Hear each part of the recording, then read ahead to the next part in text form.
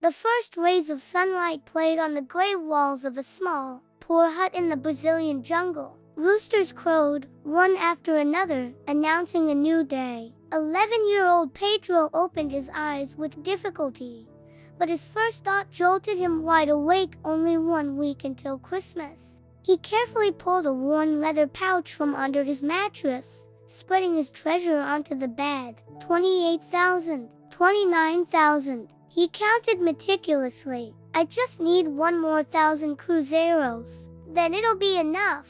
His eyes shone with excitement. He planned to buy a beautiful, colorful shirt and new trousers. Then no one would point at his short, patched pants and worn shirt anymore, whispering behind his back. He remembered one time his classmates mocked him, and the sting of it was so sharp he clenched his fists, ready to fight. But he stopped himself, simply turning away with tears in his eyes. Thinking about it now, Pedro sighed. Yes, they were poor, very poor. His father had been sick with tuberculosis for many years, and his mother earned very little washing clothes for rich families, barely enough for food. In the evenings, lying on his mattress, Pedro could feel the wind blowing through the cracks in the walls. When it rained, the rotten roof leaked, and yet Pedro felt safe.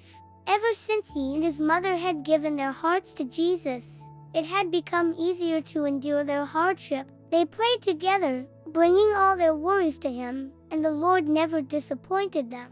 Pedro was only 11, but he was already helping to support his family. Early in the morning, while other kids were still asleep, Pedro was already up and working. He worked for a rich man whose large belly was a clear sign that food was never scarce at his table. The house was surrounded by a high wall and guarded by 2 fierce dogs. Pedro was terrified of their sharp teeth. Back in his hut, the coins still lay before him, sparkling in the morning sun. He counted them again and again. Closing his eyes, he imagined walking into his classroom wearing his new clothes, seeing the looks of surprise and admiration on his classmates' faces. No one would dare laugh at him anymore. Pedro, his mother's voice interrupted his daydream. Hurry, or you'll be late for school. He quickly hid his treasure, grabbed his school bag, and ran outside. As he left, he glanced back. His mother looked so sad,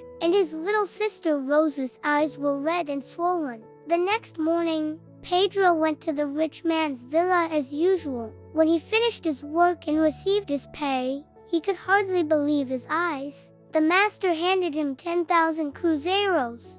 Then, winking cheerfully, he said, "Because it's Christmas." Pedro was overjoyed. He ran home, singing and jumping with excitement. "Mom, Mom!" he shouted as he rushed inside. Just imagine, but he stopped short. His mother was crying. "Why are you crying, Mom?" he asked, his voice filled with anxiety. "What happened?" In a voice choked with tears, she said, "Oh, Pedro, Rosa's eyes are very bad. This morning the doctor said she needs special treatment, but we don't have the money. Without it, Rosa will go blind." Pedro was terrified. His Christmas joy vanished in an instant, but he took his mother's hand and said quietly, "Let's pray." Jesus knows a way out of every situation. At school that day, Pedro couldn't focus. His thoughts were a whirlwind. If I must. No, I can't. He thought of his new trousers and colorful shirt, but he couldn't forget his mother's words. Without the treatment, Rosa will go blind. The day ended without a clear answer. The moon cast a dim light on the roofs of the small village. In the hut, a candle burned faintly. His father coughed. Little Rosa moaned as their mother gently wiped her eyes. Pedro tossed and turned, unable to sleep. "Dear Jesus," he prayed, "you see how poor we are, but you are rich. All the riches of the world belong to you. Do you have an idea how we can help Rosa?" A voice seemed to whisper in his heart. "Yes, but for that I need you, me." Pedro froze. He got up, pulled something from under his mattress, and quietly walked to his mother. Hugging her, he said, "Here, Mom, will this be enough?" He handed her his precious pouch. Enough for what? His mother asked, surprised. For Rosa's treatment, Pedro replied. His mother was deeply moved. She opened the pouch, and the coins rolled out, one by one. No, my son, I can't take this. You worked so hard to save this money.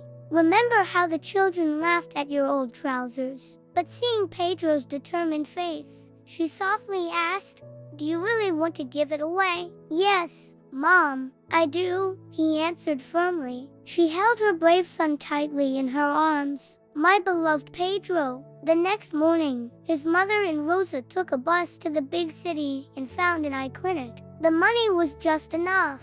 And only a few days later, Rosa was already feeling much better. Then, Christmas came. The whole family gathered around the table, where a loaf of fresh white bread lay. Pedro wore his old, worn shirt and trousers he had long outgrown. But what did that matter? Rosa's sight was saved, and he had helped. He, a young boy, had been honored to become God's co-worker. His mother began to sing a Christmas song. Even the wind seemed to join in, whistling through the cracks of the hut. Pedro's eyes shone brightly. It seemed to him that there was no one in the whole world happier than he was, and no one richer. Thanks for watching. If this story touched your heart, please like and subscribe for more inspiring content.